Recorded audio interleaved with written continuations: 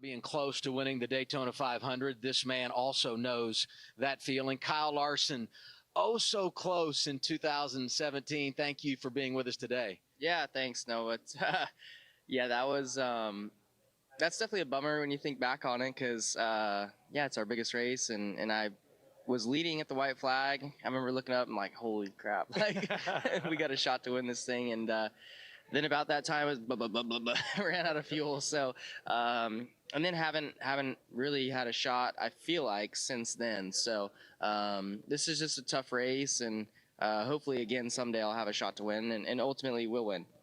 You know, you've got 14 career poles, including 4 last year, but sitting on the pole for the Daytona 500, it's a pretty cool deal. How cool was that last year when you came down to that green flag and all you could see out that pace car was, or out your race car, was that pace car and then racetrack? It had to be pretty cool. Yeah, it definitely was, and you know, it's a sold out crowd, and I mean, there's thousands and thousands of fans here. So I remember looking up and seeing the crowd all standing up, anticipating the green flag, and I thought that was really cool, and wanted to lead the first lap, but I think I was running like 6th by the time we got into turn 3. So hopefully, I know we'll have I think we'll have a good shot at the pole again tonight, and would love to get that and get that experience again. Hendrick Motorsports has enjoyed so much success in this race. Mr. H has won it 8 times, 3 of those courtesy of the boss man, Jeff Gordon. What is the added emphasis on this race at Hendrick Motorsports, and who gives the big speech before you guys go out on Sunday? Well, I don't really know what the emphasis is now that we have a next gen, the next gen era, but I think back probably when they were all hand built, I think there was a way more emphasis probably on this race than others. But regardless, I know how important it is for every team, but especially Mr. Hendrick and qualifying as well. So we've all qualified really well Hendrick has the last however many years, but I don't think they've won it in, I don't know, in almost 10 years or so. So we'll see if this is a year that one of the 4 of us can do it and bring that trophy back to the shop. Kyle, when you rode into Hendrick Motorsports for 2021, you guys moved the bar so far. I mean, 10 wins, the All-Star win, obviously the championship. I know the next-gen car was the variable last year, but you guys did win 3 races. Winning 3 races last year was tough to do. There wasn't many drivers that did it.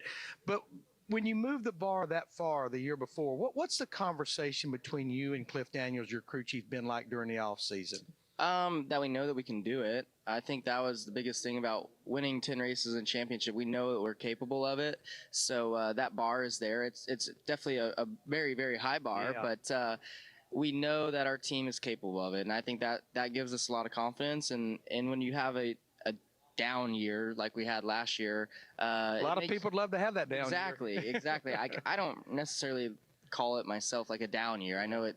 Comparing it to 21, it is, but if I could win 3 years every season for the rest of my career, that's a pretty good career. So, but anyways, I think we know we have to clean up on our mistakes from last year. I think we could have won more had we not had so many mistakes and been closer to that 10-win season, which everybody probably feels like they could get a few more in their year if they clean up some things. But I'm with a great organization, Hendrick Motorsports. Cliff Daniels, in my opinion, is the best crew chief on any of the pit boxes, and our team overall in general is the best team, I feel like, in the garage. So that gives us all a lot of confidence, and being led by Cliff too helps a lot. 3 wins last year, now 3 kids at home. Congratulations to you and Caitlin on the new addition. How is the chaos comparing it at home to what we'll see here on Sunday? Everything okay there? Everything's been great. Honestly, it has. Our kids are all spread out by about 4 years, so I feel like that's good. I think if we had like Caitlin's cousins, they have 4 under 4. Like Audrey, our kid is older than their oldest. So I don't think I could do that. That would be crazy. But I think the way we spread them out makes it a little bit easier.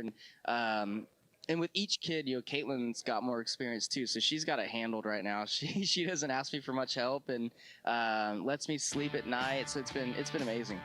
And there it is. Good-looking family. Congratulations on that, and all the best this weekend here at Daytona throughout 2023. Thanks for being with us. Yeah, thank you.